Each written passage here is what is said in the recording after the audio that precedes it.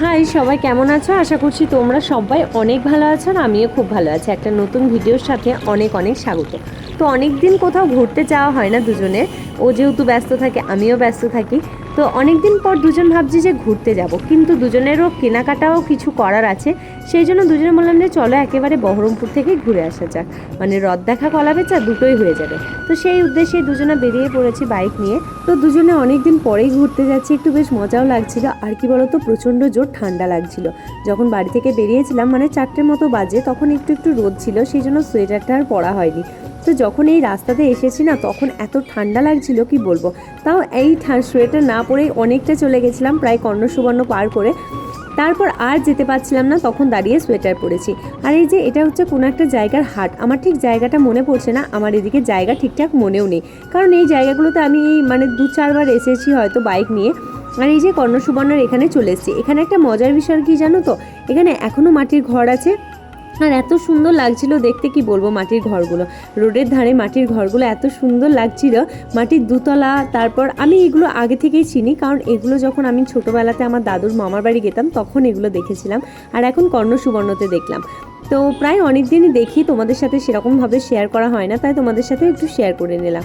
আর দেখো, বহরমপুর পৌঁছতে পৌঁছতে প্রায় আমাদের অনেকটাই বেজে গেছিলো, প্রায় 6:30 বেজে গেছে। আর 6:30 মানে জানোই তো, এখন একদমই আমাদের বাড়ি থেকে বেরোতেও না অনেকটাই লেট হয়ে গেছিলো। যেহেতু আমাদের বেরোনোর কথা ছিল 3টের সময়, কিন্তু আমরা বেরিয়েছি হেলতে দুলতে 4টের সময়।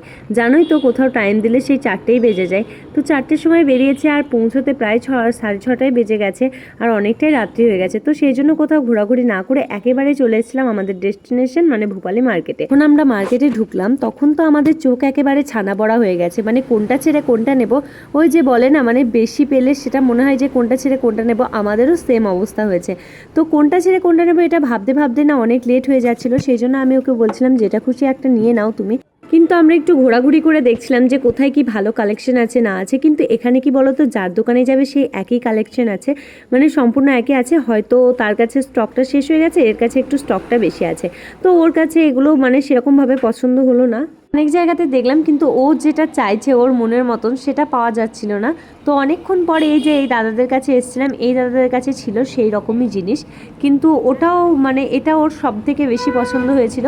কিন্তু ওটা একটু মানে ওর ঝুলে কম হচ্ছিল, মানে একটু শর্ট শর্ট হচ্ছিল, সেই জন্য এটা না নিয়ে আমি বললাম যে ঠিক আছে অন্য একটা নিয়ে নাও।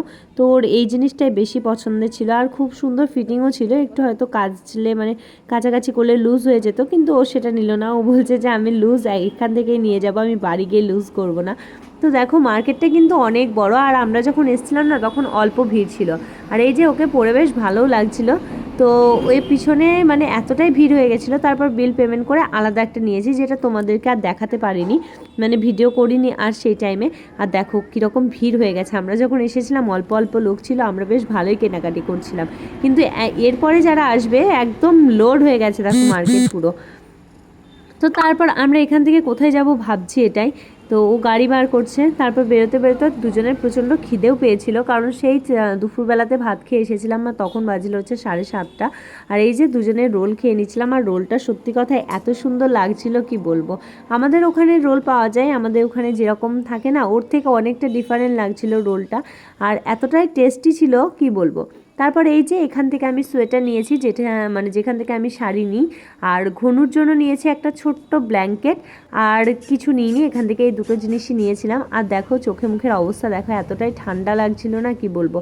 যখন দোকানে যাচ্ছিলাম না তখন মনে হচ্ছিলো যে ঠান্ডা ঠান্ডা কিছু নেই।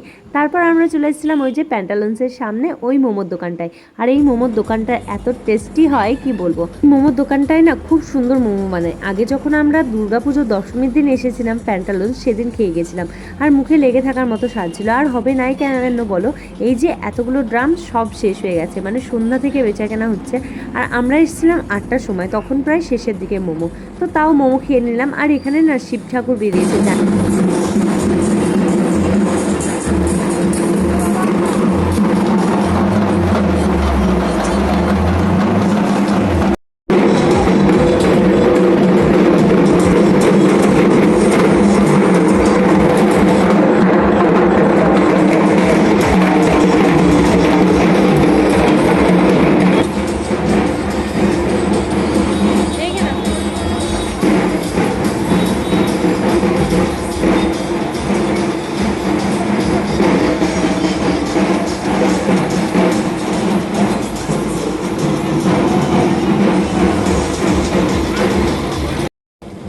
ঠাকুর দেখতে দেখতে আমাদের হাতে চলে এসেছে গরম গরম মোমো, আর দেখো একদমই ধোঁয়া উঠছে, আর এত সুন্দর টেস্ট ছিল মোমোটা। তারপর আমরা যখন বাড়ি আসছিলাম রাস্তার মাঝে কেউ একজন গান করছিল, জানি না কিসের জন্য। তারপর এই যে চলে আসছি আবার সেই বাইপাস ধরে। আর আমরা যখন রাত্রিবেলাতে বাড়ি আসছিলাম তখন প্রায় 9টা বেজে গেছিলো বহরমপুর থেকে বেরোতে, আর এতটাই রাত হয়ে গেছিলো রাস্তাতে না একটা লোকজনও ছিল না, একদম ফাঁকা রাস্তা ছিল। আমরা দুজন মিলে শুধু বাইক নিয়ে আসছি, আর যে কেউ আসবে পাশে সাহস হবে সেটাও হচ্ছিল না, মানে দুজন একা। আর আমার জানো তো ওই চুরি চামারি বেশি ভয় লাগে, ওসব ভূতটুতের ভয় আমার অতটা লাগে না, কিন্তু চুরি চামারি ভীষণ ভয় লাগে। যখন দুজন একা রাস্তা দিয়ে আসছিলাম না, শুধু এটাই ভাবছিলাম, এই বুঝি আমাদের কেউ কিডন্যাপ করে নিয়ে গেল, এই বুঝি আমাদের কেউ চুরি করে নিয়ে গেল, মানে আমার গয়নাগুলোর কথা বলেছি। তো দেখো এখানে একদমই রাস্তা ঘুটঘুটে অন্ধকার, আর শুধু না শিয়াল কাটছে, মানে যখন যখন শিয়াল কাটছে এত ভয় লাগছে, মনে হচ্ছে যেন শিয়ালটা হয়তো গাড়ির নিচে চাপা পড়বে আর আমরা হয়তো পড়ে যাব। তো চলো দেখতে থাকো পুরো ব্লগটা, আর কেমন লাগলো অবশ্যই আশা করে মানে জানিও। আর আমরা যা যা কিনেছি শপিং করেছি এগুলো তোমাদেরকে পরে দেখাবো, কারণ এভাবে তো দেখানো সম্ভব নয় বলো।